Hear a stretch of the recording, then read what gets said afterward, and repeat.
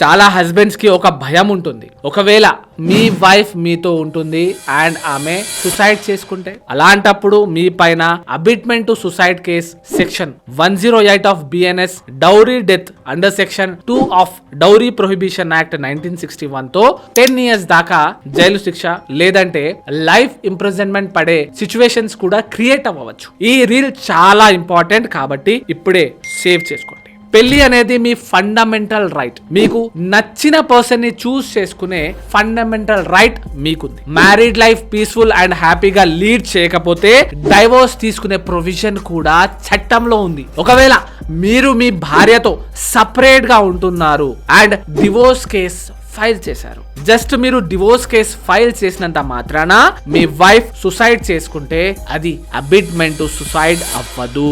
కానీ ఒకవేళ మీరు డివోర్స్ కేస్ ఫైల్ చేశాక మీ వైఫ్ నేను సుసైడ్ చేసుకుంటా అని బెదిరిస్తూ ఉంటే ఇక్కడ జాగ్రత్త పడాల్సిన విషయం ఏంటి అంటే, అన్నిటికంటే ముందు వెళ్ళి పోలీస్ స్టేషన్ కి అంటే పోలీసులకు ఇన్ఫార్మ్ చేయండి.